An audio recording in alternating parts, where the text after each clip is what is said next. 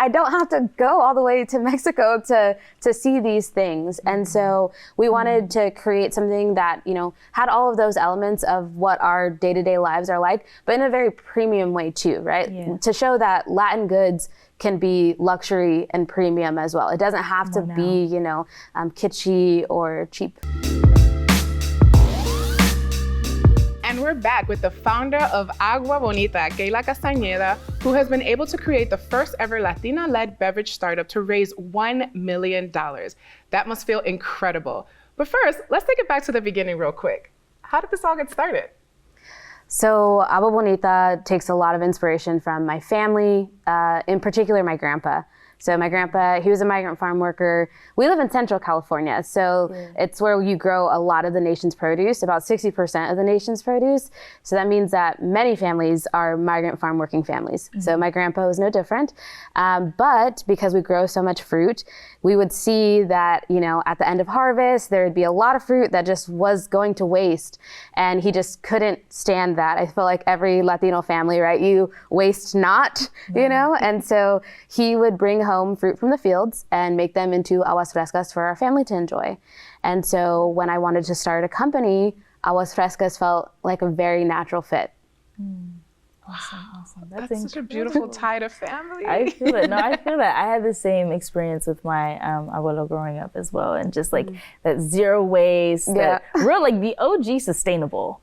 You know what I'm saying? Using different containers to store different foods. You already know the fridge. But I'm wondering, like, what was it like getting this like off the ground? It was difficult, especially because we are a sustainable company, and the way that we like to source is the same way that my grandpa did. So we rescue produce, but that also means that you have to do a lot more work in building out that system, and it's also very expensive to build a company. So I will not lie and say that it was easy. The inspiration for it came very naturally and very easily, but when you start to put the work in, that's where things, you know, get a little bit harder. Yeah. Wow. So I want to talk a little bit more about you, if that's okay. Yeah. So, I mean, obviously coming from a family of hardworking people, you know, all of us that have, you know, this kind of immigrant background, how can I say this? Yeah, I mean, I'll say, like, aren't all Latino families entrepreneurial, right? Like, I mean, I think, like, my dad, when we would need money for, like, sports teams, right, he'd, like, sell plates of food on the block, right? So it's, like, I feel like there's a lot of entrepreneurs in my family. They just maybe didn't have a business the way that I have a business. So I would say entrepreneurship has just always been a part of my family.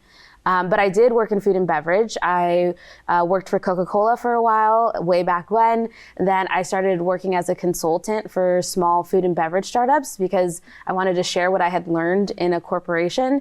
But then the pandemic rolled around, didn't have any more clients. And I like to say that when life gives you lemons, make aguas frescas, because that's when we decided to, start Agua Bonita. That's dope, man. So I know, like, starting a startup, right? Getting into the startup space, when it comes to marketing, especially in this day and age, there's digital, there's print, there's so many different ways to market.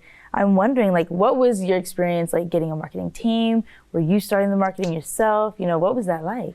Yeah, I mean, at first the team is really you, right? Like you say we, but it's really like you or you and a co-founder, something like that. So marketing for us was all about like organic social growth. And I think that actually is what helped us get here, because in our first year, we were able to move over 100,000 units via our online arm without spending on marketing. But that just goes to show that, like, when you create something that really speaks to people, you don't need a huge marketing budget to make that work. You just need to go about it and talk about it the way that feels authentic to you.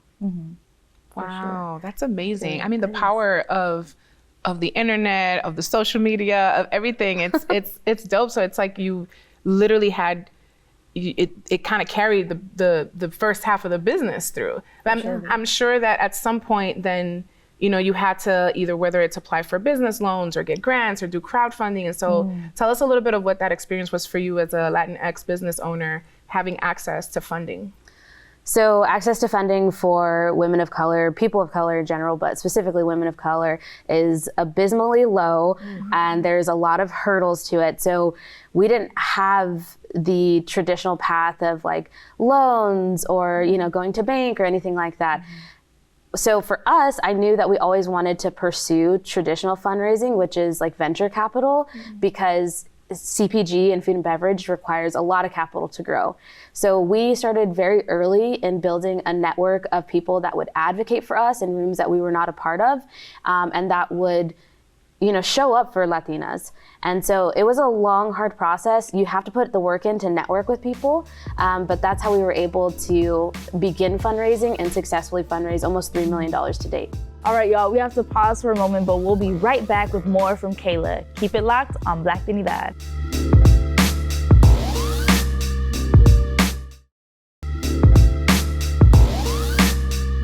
We are back with the founder of Agua Bonita, Kayla Castañeda. I'm curious, what has been the biggest challenge since you began this company?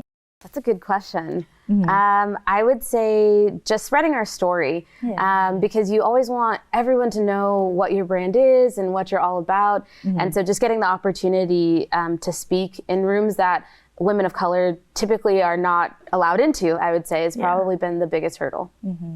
I totally feel it. I feel it. And now I had seen something online about you and a larger company kind of, you know, creating a very similar campaign to yours, very, very similar. I just wanted to ask, could you tell us more about that and, you know, kind of your experience working around it? Yeah, so the difficult thing when it comes to getting capital for your business is that sometimes you go the route of fundraising or you go to pitch competitions to pitch for capital.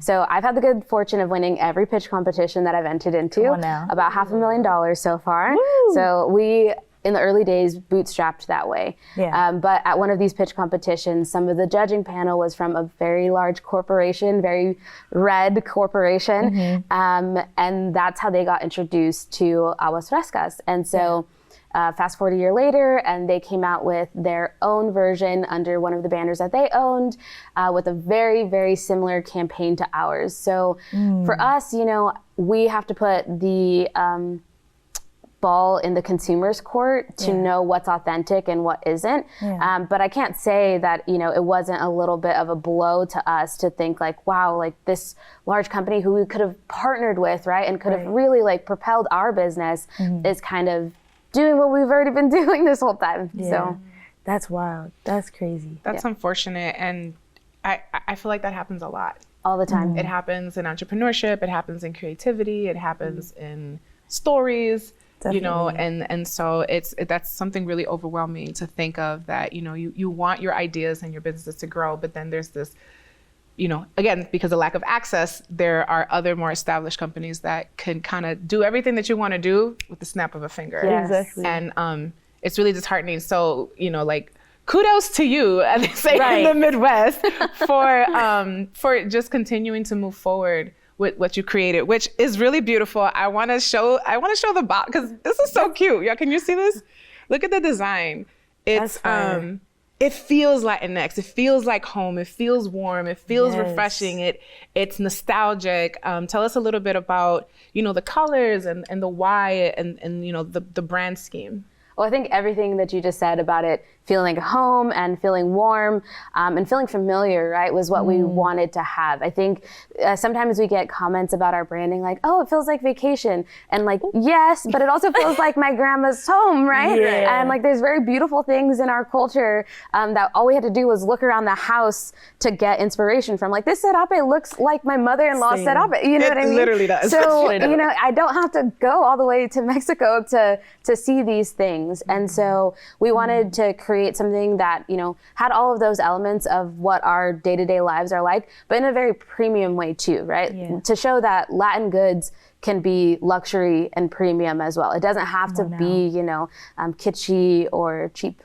Awesome. Listen, this is anything but cheap, because I love the design. Even the font is beautiful. And so I'm holding the mango habanero one, and I just want to read through the ingredients, because this makes me really happy that I can pronounce all the ingredients. There's filtered water, mango juice, agave syrup, orange juice, apple juice, natural flavors, citric acid, ascorbic acid, which is vitamin C, and salt. And, you know, I think that really speaks to the nature of Agua Fresca being something that, you know, your family was like, hey, we have these fruits left over. Let's make this so that we can enjoy together. And you've been able to package that in a way for us consumers to also have a piece of home with us. Yeah. I love it. Again, thank you for definitely having ingredients that we can read. Right. Because I feel like that also separates you from a lot of folks, as you're talking about, because people don't want the high fructose corn syrup anymore. Right. Or never really did. Or just things that you can't pronounce. I read a meme the other day that said, once you start reading ingredients and you start conjuring up like bad spirits because you're like speaking in tongues because you can't pronounce what's on the back of the bottle. But this is, and I love it has a stamp here, woman owned. That's so important. We're very proudly woman owned, And I mean, for us, we wanted to create something as authentic and true to tradition as we could in the format that we, chose. And so it was very important to just clean, simple ingredients.